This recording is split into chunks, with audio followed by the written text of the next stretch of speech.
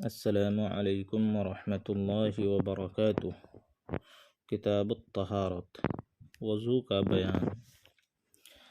وضو کرنے والے کو چاہیے کہ وضو کرتے وقت قبلہ کی طرف منہ کر کے کسی اونچی جگہ پر بیٹھے اور وضو شروع کرتے وقت بسم اللہ کہے۔ سب سے پہلے 3 دفعہ پہنچوں تک ہاتھ دھوئے، پھر 3 دفعہ کلی کرے اور مسواک کرے۔ اگر مسواک نہ ہو تو انگلی سے اپنے دانت صاف کر لے، اور اگر روزہ دار ہو تو غرارہ نہ کرے۔ پھر 3 بار ناک میں پانی ڈالے اور بائیں ہاتھ سے ناک صاف کر لے، لیکن جس کا روزہ ہو وہ جتنی دور تک نرم گوشت ہے اس سے اوپر پانی نہ لے جائے۔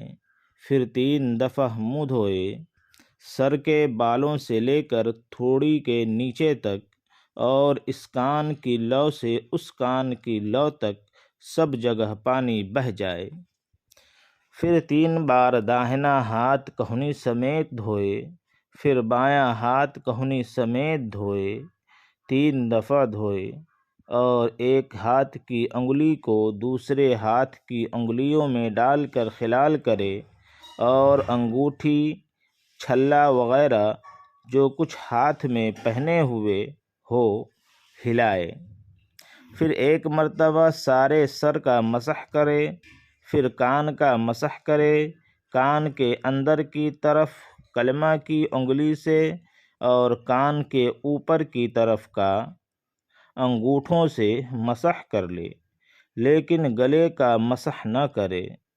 کان کے مسح کے لیے نیا پانی لینے کی ضرورت نہیں ہے۔ سر کے مسح سے جو بچا ہوا پانی ہاتھ میں لگا ہے وہی کافی ہے، اور 3 بار داہنا پاؤں ٹخنے سمیت دھوئے، پھر بایاں پاؤں ٹخنے سمیت 3 دفعہ دھوئے، اور بائیں ہاتھ کی چھنگلیاں سے پیر کی انگلیوں کا خلال کرے۔ پیر کی داہنی چھنگلیاں سے شروع کرے اور بائیں چھنگلیاں پر ختم کرے۔ یہ وضو کرنے کا مسنون طریقہ ہے، لیکن اس میں بعض چیزیں فرض ہیں، بعض سنت اور بعض مستحب ہیں۔ تو وضو میں فرض فقط 4 چیزیں ہیں۔ کیا کیا ہیں؟ 1 مرتبہ سارا منہ دھونا، 1 دفعہ کہنیوں سمیت دونوں ہاتھ دھونا، 1 بار چوتھائی سر کا مسح کرنا، 1 مرتبہ ٹخنوں سمیت دونوں پاؤں دھونا۔ بس فرض اتنا ہی ہے۔ اس میں سے اگر ایک چیز بھی چھوٹ جائے گی یا کوئی بال برابر بھی سوکھی رہ جائے گی تو وضو نہ ہوگا۔ مسئلہ ہے کہ پہلے پہنچوں تک دونوں ہاتھ دھونا، بسم اللہ کہنا، کلی کرنا، ناک میں پانی ڈالنا، مسواک کرنا، سارے سر کا مسح کرنا، ہر عضو کو 3 مرتبہ دھونا، کانوں کا مسح کرنا، ہاتھ اور پیر کی انگلیوں کا خلال کرنا، یہ سب کے سب باتیں سنت ہیں، اور ان کے سوا اور جو باتیں ہیں وہ سب کے سب مستحب ہیں۔ دوسرا مسئلہ ہے کہ جب یہ 4 عضو جن کا دھونا فرض ہے دھل جائیں گے تو وضو ہو جائے گا، چاہے وضو کا قصد ہو یا نہ ہو۔ جیسے کوئی نہاتے وقت سارے جسم پر پانی بہائے اور وضو نہ کرے، یا حوض میں گر پڑے، یا پانی برستے میں باہر کھڑا ہو جائے اور وضو کے یہ اعضاء دھل جائیں تو وضو ہو جائے گا، لیکن ثواب وضو نہ ملے گا۔ ایک اور مسئلہ یہی ہے، سنت یہی ہے کہ اسی طرح وضو کرے جس طرح ہم نے اوپر بیان کیا، اور اگر کوئی الٹا وضو کر لے، پہلے پاؤں دھو ڈالے، پھر مسح کرے، پھر دونوں ہاتھ دھوئے، پھر منہ دھو ڈالے، یا اور کسی طرح الٹ پلٹ کر کے وضو کرے تو بھی وضو ہو جاتا ہے، لیکن سنت کے موافق وضو نہیں ہوتا اور گناہ کا خوف ہے۔ اسی طرح اگر بایاں ہاتھ یا بایاں پاؤں پہلے دھویا تب بھی وضو ہو گیا، لیکن مستحب کے خلاف ہے۔ مسئلہ: ایک عضو کو دھو کر دوسرے عضو کو دھونے میں اتنی دیر نہ لگائے کہ پہلا عضو خشک ہو جائے، بلکہ اس کے خشک ہونے سے پہلے دوسرا عضو دھو ڈالے۔ ہر عضو کے دھوتے وقت یہ بھی سنت ہے کہ اس پر پانی ہاتھ پھیر لے تاکہ کوئی جگہ خشک یعنی سوکھا نہ رہے۔ منہ دھونے کے بعد داڑھی کا 2-3 بار خلال کرے اور جو جگہ رخسار اور کان کے درمیان ہے اس کا دھونا فرض ہے، یعنی چہرے کا دھونا۔ تھوڑی کا دھونا فرض ہے بشرطے کہ داڑھی کے بال اس پر نہ ہوں، یا ہوں تو اس قدر کم ہوں کہ خال نظر آئے۔ ہونٹ کا جو حصہ ہونٹ بند ہونے کے بعد دکھائی دیتا ہے اس کا دھونا فرض ہے۔ داڑھی یا مونچھ یا بھویں اگر اس قدر گھنی ہوں کہ کھال نظر نہ آئے تو اس کھال کا دھونا جو چھپی ہوئی ہے فرض نہیں ہے، بلکہ بالوں پر سے پانی بہا دینا کافی۔ بھویں یا داڑھی یا مونچھ اس قدر گھنی ہوں کہ اس کے نیچے کی جلد چھپ جائے اور نظر نہ آئے تو ایسی صورت میں اس قدر بالوں کا دھونا واجب ہے جو حد چہرہ کے اندر ہوں۔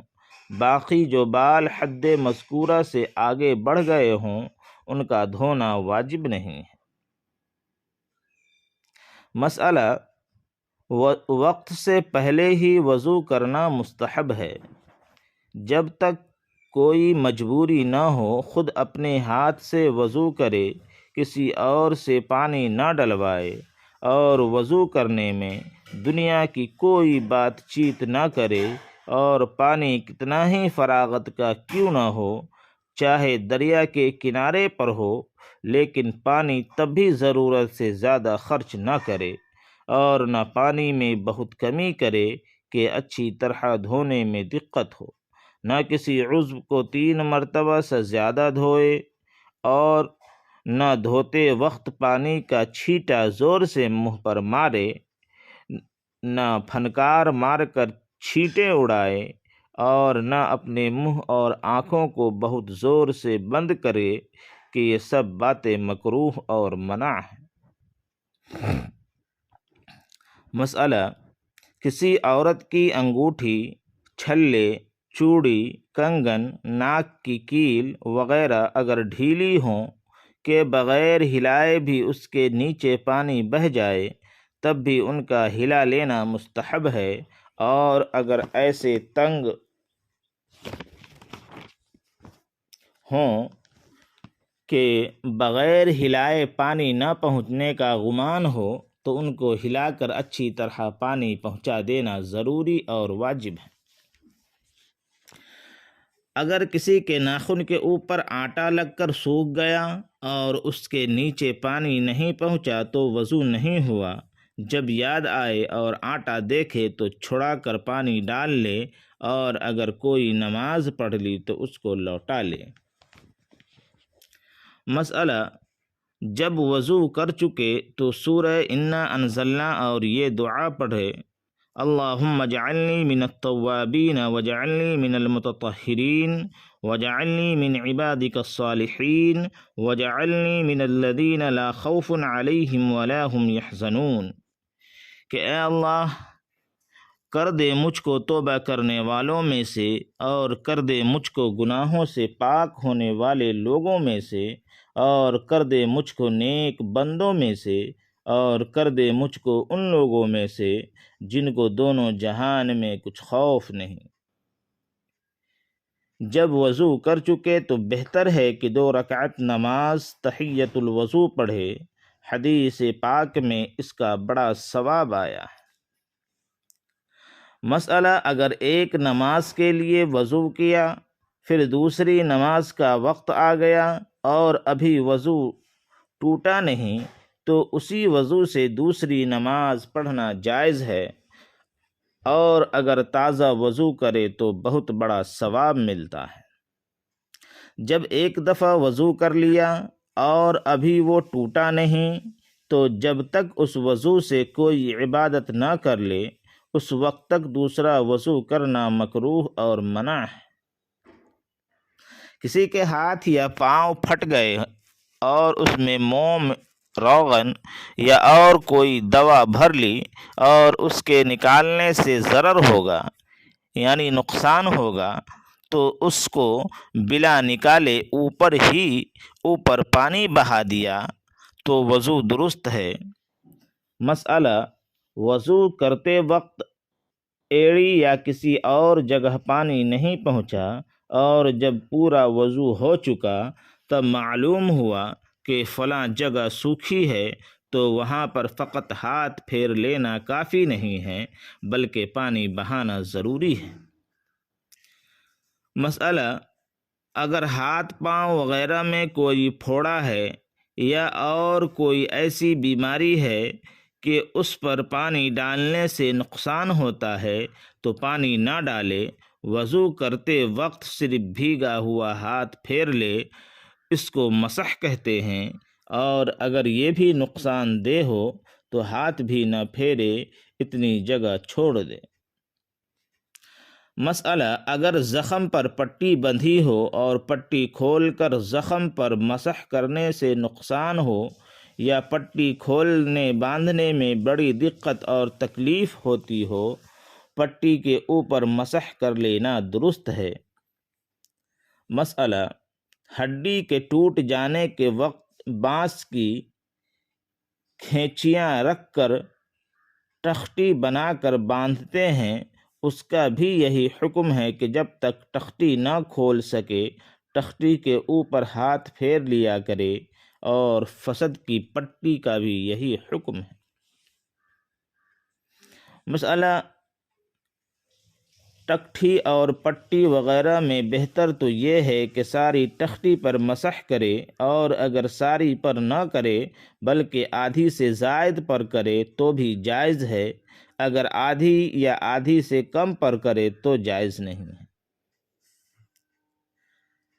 اگر تختی یا پٹی کھل کر گر پڑے اور زخم ابھی اچھا نہیں ہوا تو پھر باندھ لے، اور وہی پہلا مسح باقی ہے، پھر مسح کرنے کی ضرورت نہیں، اور اگر زخم اچھا ہو گیا کہ اب باندھنے کی ضرورت نہیں ہے تو مسح ٹوٹ گیا، اب اتنی جگہ دھو کر نماز پڑھے، دوبارہ وضو کرنا ضروری نہیں۔